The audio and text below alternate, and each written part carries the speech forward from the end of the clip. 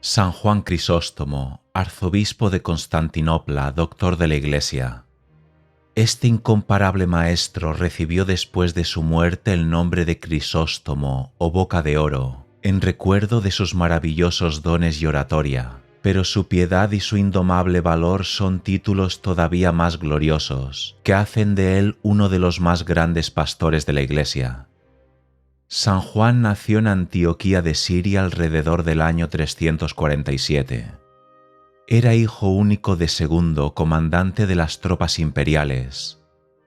Su madre, Antusa, que quedó viuda a los 20 años, consagraba su tiempo a cuidar de su hijo, de su hogar y a los ejercicios de piedad. Su ejemplo impresionó tan profundamente a uno de los maestros de Juan, famoso sofista pagano, que no pudo contener la exclamación: «¿Qué mujeres tan extraordinarias produce el cristianismo?». Antusa escogió para su hijo los más notables maestros del imperio. La elocuencia constituía en aquella época una de las más importantes disciplinas. Juan estudió bajo la dirección de Libanio, el más famoso de los oradores de su tiempo, y pronto superó a su propio maestro. Cuando preguntaron a Libanio en su lecho de muerte quién debía sucederle en el cargo, respondió: «Yo había escogido a Juan, pero los cristianos nos lo han arrebatado». De acuerdo con la costumbre de la época, Juan no recibió el bautismo sino hasta los 22 años, cuando era estudiante de leyes. Poco después, junto con sus amigos Basilio, Teodoro y algunos otros, empezó a frecuentar una escuela para monjes, donde estudió bajo la dirección de Diodoro de Tarso, y el año 374 ingresó en una de las comunidades de ermitaños de las montañas del sur de Antioquía. Más tarde escribió un vívido relato de las austeridades y pruebas de esos monjes. Juan pasó 4 años bajo la dirección de un anciano monje sirio y después vivió 2 años solo en una cueva. La humedad le produjo una grave enfermedad y para reponerse tuvo que volver a la ciudad en 381. Ese mismo año recibió el diaconado de manos de San Melecio. En 386 el obispo Flaviano le confirmó el sacerdocio y le nombró predicador suyo. Juan tenía entonces alrededor de 40 años. Durante 12 años desempeñó este oficio y cargó con la responsabilidad de representar al anciano obispo. Juan consideraba como su primera obligación el cuidado y la instrucción de los pobres, y jamás dejó de hablar de ellos en sus sermones y de incitar al pueblo a la limosna. Según los propios cálculos del santo, Antioquía tenía entonces unos 100.000 cristianos y otros tantos paganos. Juan les alimentaba con la palabra divina, predicando varias veces por semana y aún varias veces al día en algunas ocasiones. Cuando el emperador Teodosio I se vio obligado a imponer un nuevo tributo a causa de la guerra con Magno Máximo, los antioquenses se rebelaron y destrozaron las estatuas del emperador, de su padre, de sus hijos y de su difunta esposa, sin que los magistrados pudiesen impedirlo. Pero pasada la tempestad, el pueblo empezó a reflexionar en las posibles consecuencias de sus actos, y el terror se apoderó de todos, y aumentó cuando se presentaron en la ciudad 2 oficiales de Constantinopla que venían a imponer el castigo del emperador al pueblo. A pesar de su edad, el obispo Flaviano partió bajo la más violenta tempestad del año, a pedir clemencia al emperador, quien, movido a compasión, perdonó a los ciudadanos de Antioquía. Entretanto, San Juan había estado predicando la más notable serie de sermones en su carrera, es decir, las 21 famosas homilías de las estatuas. En ellas se manifiesta la extraordinaria comunicación que el orador creaba con sus oyentes y la conciencia que tenía del poder de su palabra para hacer el bien. No hay duda de que la Cuaresma del año 387, en la que San Juan Crisóstomo predicó esas homilías, modificó el curso de su carrera, y que a partir de ese momento su oratoria se convirtió, aun desde el punto de vista político, en una de las grandes fuerzas que movían el imperio. Después de la tormenta, el santo continuó su trabajo con la energía de siempre, pero Dios le llamó pronto a glorificar su nombre en otro puesto donde le reservaba nuevas pruebas y nuevas coronas. A la muerte de Nectario, arzobispo de Constantinopla en 397, el emperador Arcadio, aconsejado por Eutropio, su ayuda de cámara, resolvió apoyar la candidatura de San Juan Crisóstomo a dicha sede. Así pues, dio al conde d'Este la orden de enviar a San Juan a Constantinopla, pero sin publicar la noticia para evitar un levantamiento popular. El conde fue a Antioquía. Ahí pidió al santo que le acompañase a las tumbas de los mártires en las afueras de la ciudad, y entonces dio a un oficial la orden de transportar al predicador lo más rápidamente posible a la ciudad imperial en un carruaje. El arzobispo de Alejandría, Teófilo, hombre orgulloso y turbulento, había ido a Constantinopla a recomendar a un protegido suyo para la sede, pero tuvo que desistir de sus intrigas, y San Juan fue consagrado por él mismo el 26 de febrero del año 398. En la administración de su casa el santo suprimió los gastos que su predecesor había considerado necesarios para el mantenimiento de su dignidad, y consagró ese dinero al socorro de los pobres y la ayuda a los hospitales. Una vez puesta en orden su casa, el nuevo obispo emprendió la reforma del clero. A sus exhortaciones llenas de celo añadió las disposiciones disciplinarias. El santo era un modelo exacto de lo que exigía de los otros. La falta de modestia de las mujeres en aquella alegre capital provocó la indignación del obispo, quien les hizo ver cuán falsa y absurda era la excusa de que se vestían así porque no veían en ello ningún daño. La elocuencia y el celo del Crisóstomo movieron a penitencia a muchos pecadores y convirtieron a numerosos idólatras y herejes. Los novicianos criticaron su bondad con los pecadores, pues el santo les exhortaba al arrepentimiento con la compasión de un padre y acostumbraba a decirles: «Si habéis caído en el pecado más de una vez y aun 1000 veces, venid a mí y yo os curaré». Sin embargo, era muy firme y severo en el mantenimiento de la disciplina y se mostraba inflexible con los pecadores impenitentes. En cierta ocasión los cristianos fueron a las carreras un Viernes Santo y asistieron a los juegos el Sábado Santo.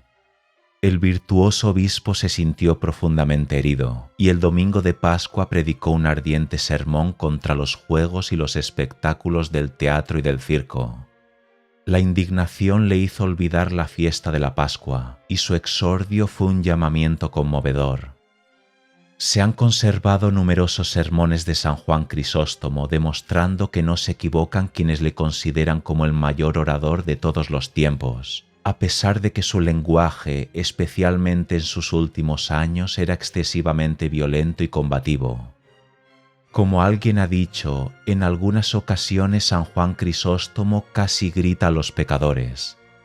Otra de las actividades a las que el arzobispo consagró sus energías fue la fundación de comunidades de mujeres piadosas. Entre las santas viudas que se confiaron a la dirección de este gran maestro de santos, probablemente sea la más ilustre la noble Santa Olimpia. San Juan Crisóstomo no se limitaba a mirar por los fieles de su rebaño, sino que extendía su celo a las más remotas regiones. Así envió a un obispo a evangelizar a los escitas nómadas y a un hombre admirable a predicar a los godos. Palestina, Persia y muchas otras provincias distantes sintieron los benéficos efectos de su celo. El santo obispo se distinguió también por su extraordinario espíritu de oración, virtud esta que predicó incansablemente, exhortando a los mismos laicos a recitar el oficio divino medianoche. Muchos artesanos, decía, tienen que levantarse a trabajar a medianoche, y los soldados vigilan cuando están de guardia. ¿Por qué no hacéis vosotros lo mismo para alabar a Dios? Grande fue también la ternura con que el santo hablaba del admirable amor divino, manifestado en la Eucaristía, y exhortaba a los fieles a la comunión frecuente. Los negocios públicos exigieron a menudo la participación de San Juan Crisóstomo. Por ejemplo, a la caída de la ayuda de cámara y antiguo esclavo Eutropio en 399, predicó un famoso sermón en presencia del odiado cortesano, quien se había refugiado en la catedral detrás del altar. El obispo exhortó al pueblo a perdonar al culpable, ya que el mismo emperador a quien habían injuriado directamente le había perdonado. Como dijo el santo, en adelante no tendrían derecho a esperar que Dios les perdonase si no perdonaban entonces a quien necesitaba de misericordia y de tiempo para hacer penitencia. Pero San Juan Crisóstomo tenía todavía que glorificar a Dios con sus sufrimientos, como lo había hecho con sus trabajos. Y si miramos el misterio de la cruz con ojos de la fe, reconoceremos que el santo se mostró más grande en las persecuciones contra él que en todos los otros actos de su vida. Su principal adversario eclesiástico fue el arzobispo Teófilo de Alejandría antes mencionado, que tenía muchos cargos contra su hermano de Constantinopla. Enemigo no menos peligroso era la emperatriz Eudoxia. San Juan había sido acusado de haberla llamado Jezabel, y la malevolencia de algunos vio un ataque a la emperatriz en el sermón del obispo contra la malicia y vanidad de las mujeres de Constantinopla. Sabiendo que el obispo Teófilo no quería al Crisóstomo, Euxodia se unió a él en una conspiración para deponer al obispo de Constantinopla. Teófilo llegó a dicha ciudad en junio de 403, acompañado de varios obispos egipcios. Se negó a alojarse en la casa del santo y reunió un conciliábulo de 36 obispos en una casa de Calcedonia llamada La Encina. Las principales razones que se alegaban para deponer a Juan eran que había depuesto a un diácono por haber golpeado a un esclavo, que había llamado réprobos a algunos miembros de su clero, que nadie sabía cómo empleaba sus rentas, que había vendido algunos objetos que pertenecían a la Iglesia, que había depuesto a varios obispos fuera de su provincia, que comía solo y que daba la comunión a quienes no observaban el ayuno eucarístico. Todas las acusaciones eran falsas o carecían de importancia. San Juan reunió un concilio legal en la ciudad y se rehusó a comparecer ante el conciliábulo de La Encina. En vista de ello, el conciliábulo procedió a firmar la sentencia de deposición y a enviarla al emperador, añadiendo que el santo era reo de traición, probablemente por haber llamado Jezabel a la emperatriz. El emperador dio la orden de destierro contra San Juan Crisóstomo. Constantinopla vivió 3 días de gran agitación y el Crisóstomo lanzó un vigoroso manifiesto desde el púlpito. Violentas tempestades me acosan por todas partes, pero no las temo, porque mis pies descansan sobre la roca. El mar rugiente y las gigantescas olas no pueden hacer naufragar la nave de Jesucristo. No temo la muerte, que considero como una ganancia, ni el destierro, porque toda la tierra es del Señor, ni la pérdida de mis bienes, porque vine desnudo al mundo y desnudo partiré de él.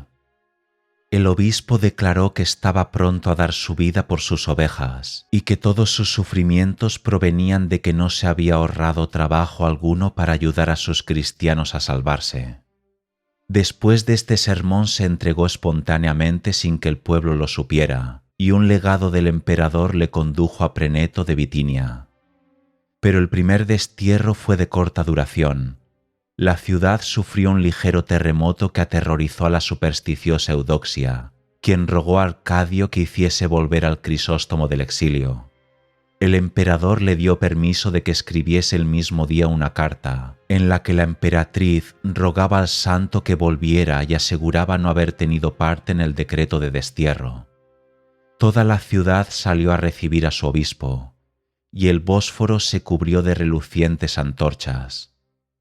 Teófilo y sus secuaces huyeron esa misma noche, pero el buen tiempo duró poco. Frente a la iglesia de Santa Sofía se había erigido una estatua de plata de la emperatriz.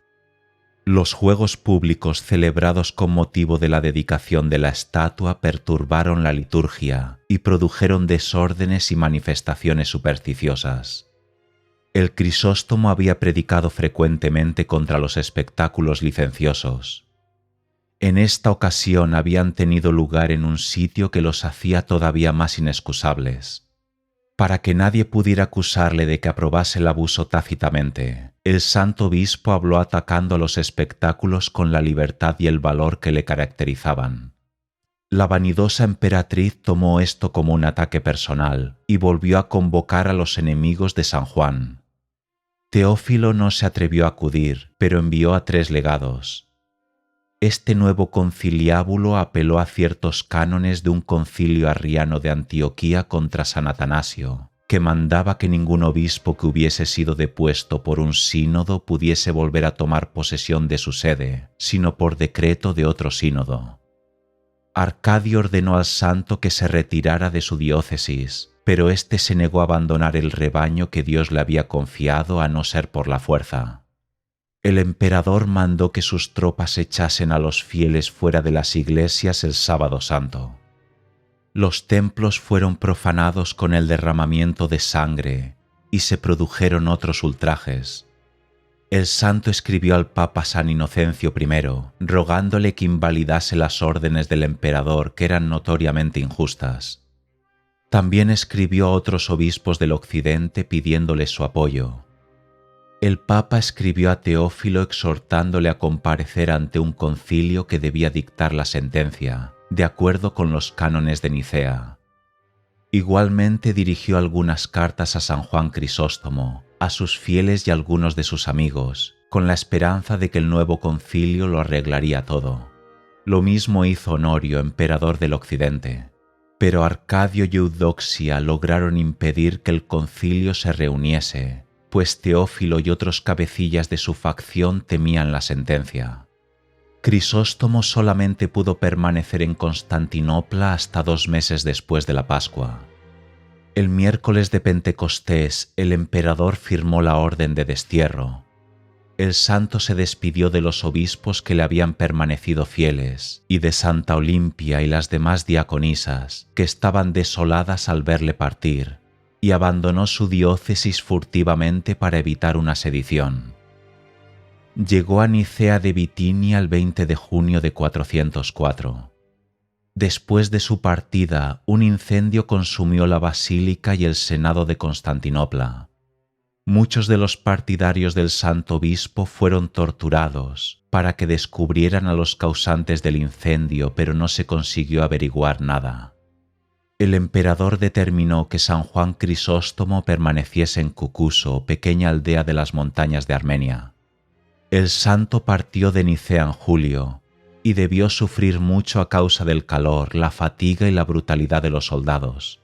Después de 70 días de viaje llegó a Cucuso, donde el obispo del lugar y todo el pueblo cristiano rivalizaron en las muestras de respeto y cariño que le prodigaron.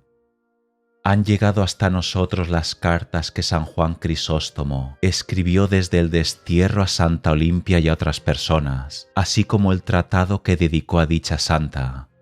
Entretanto, el Papa Inocencio y el emperador Honorio habían enviado 5 obispos a Constantinopla para preparar el concilio, exigiendo al mismo tiempo que el santo continuase en el gobierno de su diócesis hasta ser juzgado.